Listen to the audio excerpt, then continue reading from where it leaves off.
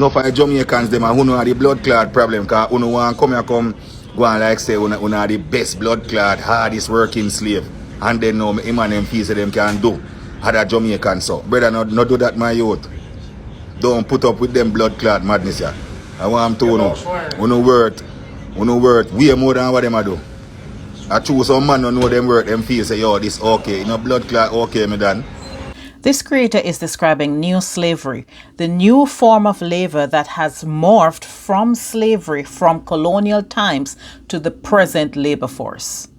This is where it gets sticky for a lot of migrants because we very rarely know the full story of why we are encouraged from developing countries to come and give our labor to these imperial countries and, you know, just be grateful for the opportunity, and that the people there don't want the jobs. The people there want the jobs at a living wage. Now, if you look into the history of how guest worker programs started in the United States and Canada, one of the reasons for this was because when the black people were free, they could then bargain for their labor. They could decide, okay, I need to be paid a certain amount in order for me to take this job. I need to be able to make enough to take care of my family.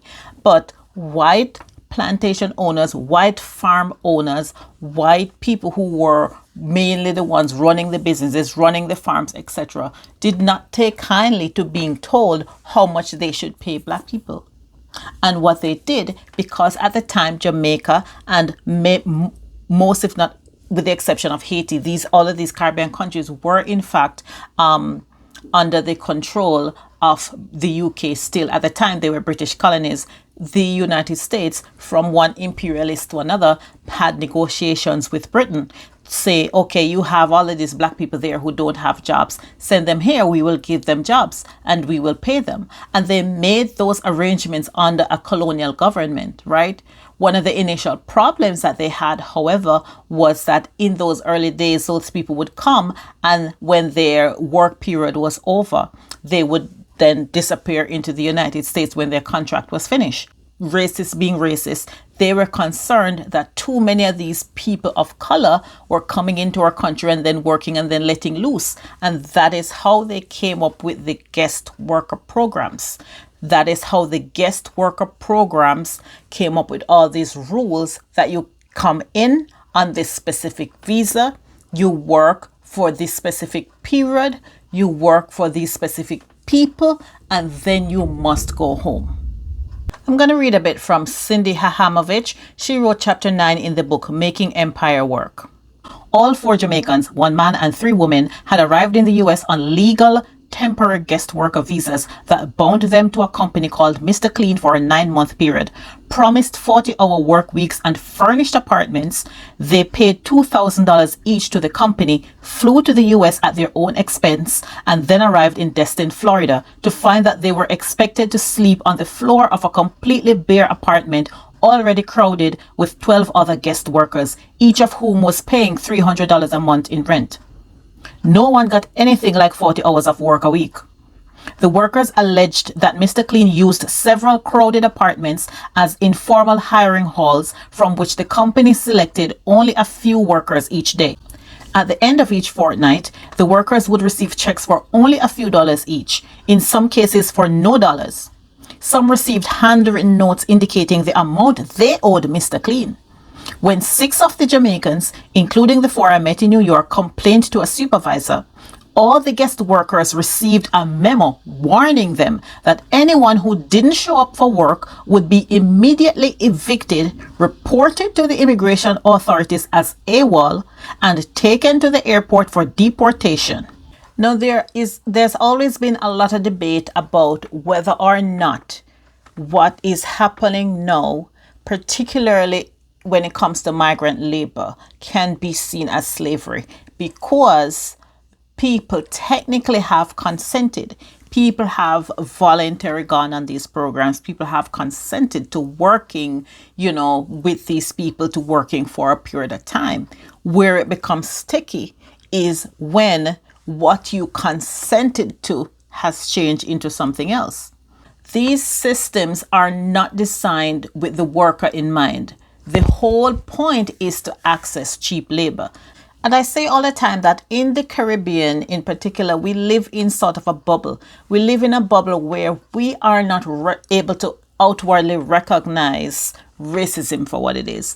We are not able to right away recognize exploitation when we see it. This book, Disposable People, New Slavery in the Global Economy by Kevin Bales, and he said, the new slavery appropriates the economic value of individuals while keeping them under complete coercive control, but without asserting ownership or accepting responsibility for their survival. The result is much greater economic efficiency. Useless and unprofitable infants, the elderly, and the sick or injured are dumped. Seasonal tasks are met with seasonal enslavement. In the new slavery, the slave is a consumable item, added to the production process when needed, but no longer carrying a high capital cost. The man them come here and get injured. The man them get sent back home and never get to come back. And guess what too?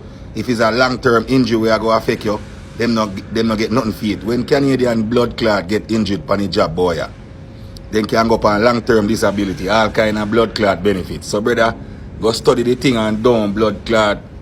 I can't do no slave labor. I want you.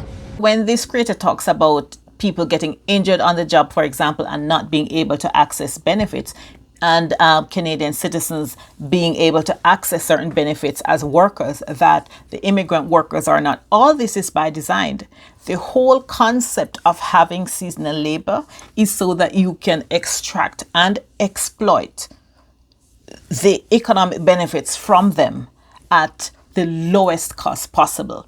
And kudos to this creator, because not often do I run into Jamaicans who recognize this. We exist in a society where a lot of immigrants don't realize that you are the reason why this very essential job pays only $16 an hour. You are the reason why people continue to be exploited on these jobs, because you actually believe that you are there because these people need you. They do not. You are there because you are controllable. You are there because you are exploitable. And you are there because you have yet to understand how disposable you are in this world of capitalism. There is nothing that exploiters love more than people who do not recognize that they are being exploited, who are just grateful for an opportunity. As long as people are willing to take the bare minimum, as long as I don't even say willing, because I don't believe that people are willing to be exploited. I believe that a lot of people, number one, are not aware that they're being exploited. And they are in such desperate situations, such dire situations, that they feel they have no choice. And so that's why they accept low-paying jobs. And that's why they accept jobs where they are obviously being taken advantage of. The bottom line is, exploiters will always be exploiters.